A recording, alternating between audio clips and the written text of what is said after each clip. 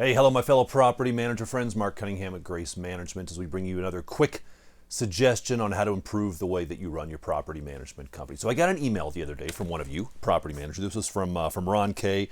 with Happy Homes Property Management. Don't you love that company name, Happy Homes? And this is what Ron asked me. He said, hey, assuming the management company does not do property sales, do you allow the owner to put a house on the market for sale while you're still managing the property? We currently do, but it certainly creates a logistical challenge for us, and we do not charge for that. Oh, Ron. But as we grow, I'm starting to ask myself if we should just cut it out, have them wait to list it until the lease is up. Don't know what to do.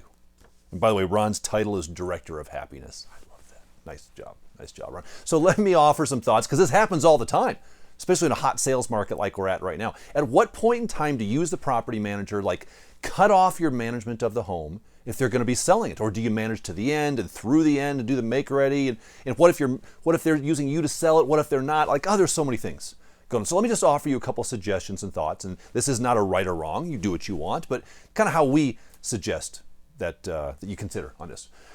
So the question comes up, number one, is can you actually prohibit the owner from listing the property for sale in your PMA, your property management agreement? You could say, you know what? As long as we're managing this property, as long as the tenant's in place, you may not sell it. You have to wait till the tenant moves, then you can sell it. I've seen some PM companies do that. I think it's kind of bold on your part to prohibit the owner of the property from selling it. And if they want to sell it, they can kind of sell it. So we don't do this. We're going to let somebody sell if they want to sell. People don't like to be painted in a corner. If you try to prohibit it, I promise you they're not going to remember it. And then when they call you to say they're going to sell and you tell them that it's not allowed in your PMA, now you've got a conflict. So maybe just don't go there. Of course you can allow them to sell it. It's not ideal, but that's the reality of what's going on here. So here's the question number two. Should you manage it if they decide to sell? Okay, owner calls you and says, hey, I know the tenant's been there for 6 months, and I know they have 6 months left on the lease, but I want to sell the property. I'm just going to sell it with the tenant in place. Or they say, there's 6 months left. When the tenant moves, I'm going to sell it then. Just want to let you know. So don't release it. Once that tenant moves, we're going to move them out. Then I'm going to sell it. Okay? Great. Okay. Here's the question you have to ask yourself. Are they going to use you as the listing agent to sell the home? That is question number one, to determine what your next course of action is going to be. Now, if you don't do sales, okay, for those of you who are like, hey, I'm PM only, I don't do sales. Well, then stick with me, because we'll get to that in a moment. But if you do sales, now you have a decision to make. The decision is, are they going to use you as the agent or not? Are they going to use you as the agent? If they're not going to use you as the agent, then I think you want to get out of that situation before the lease is up. Before the lease is up. Now, if they're going to use you, okay, let's pretend for a minute that they are. See that word "are" in green, big highlights there? They are going to use, yay, yippee, you got the listing, congratulations. Our recommendation in that case, as it relates to three categories: should you keep managing it? Should you do the security deposit return? And should you do the make ready or the prep on the property after that ex-tenant moves out? So let's look at those three things specifically and give some thoughts on whether or not you should do these things. Now remember, this is if you are going to sell it. They are going to use you as the listing agent. Well, what about, should you continue manage a property? I would say yes, absolutely.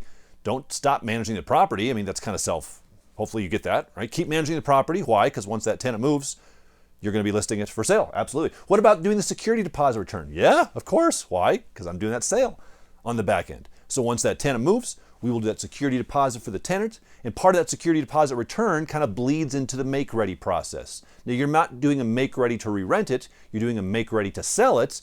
But some things in the make ready process are going to be charged back to the tenant's deposit. These two things, there's a lot of blurry lines between the two of them, aren't there? But if you're going to be selling it, then hey, absolutely. Our recommendation, keep managing it, do the deposit return, and do the prep on the make ready. Now, before I talk about what to do if you're not selling it, I want to thank the sponsor for this video, expertise.com. Listen, we all work real hard for SEO, right? Search engine optimization. Here's what I want you to do. When this video is over, Google your area of town in property management. San Jose property management, Tennessee property management, wherever you are, Google it. See if expertise.com doesn't come up in one of those top spots. They're a rating service and company for PM firms. Now, the beautiful thing is they will list you on there for free. Yes, my favorite words, you heard it correctly, Free. They list you for free. Now you can upgrade to a premium listing or whatever, but if you're not listed on expertise.com, guys, come on, get with it. I love free marketing, okay? So when this is over, jump on to expertise.com, tell them to set you up the same way they set Marc at Grace Management up. Reach out to my friends there. We use them. Pretty cool stuff. And they can tell you all sorts of interesting things that way. Okay, let's go back to option 2. They're not going to use you as the listing agent, either because you don't sell. You're like, hey, I don't sell. Okay, great. Or you say, well, I do sell, but they're not going to use me. They're going to use their cousin's, nephew's, ex-cellmate's, brother's friend to list the property because they kind of have a backdoor relationship with them. Or they already know somebody, right? But they're not going to use you. And you're like, darn it, they're not going to use me. Well, let's go through these same 3 categories. Should you manage it? Should you do the deposit return? And should you make it? I would say on the management, no. And I'm saying no so strongly, I didn't just put a red X. That's correct. I put a red skull and crossbones, my friends. Why? Because if you continue to manage the property, you are in risk in violation of death. That is how ugly this is going to be. Why? Because there's now an outside agent who's coming into this relationship. And this outside agent wants to view the home while your current tenants are in place, mind you, so that they can get some information to the seller, who you also manage for. And what are they going to tell that person about the job you're doing managing the property? Let me guess. Let me just guess. I bet they're going to walk in there and say, I don't know what you think this property manager's been doing, but this property's going to need a lot of work. I don't think they've been watching this property. It's going to need new carpet. Carpet's trash. It's going to need new paint. Those tenants keep a messy house. I don't know about that I'm not saying anything bad about them, but boy, I wouldn't use them if I were you. I mean, it just happens. It just happens. So my suggestion is if they're going to sell it, the sooner you can stop managing it, the better.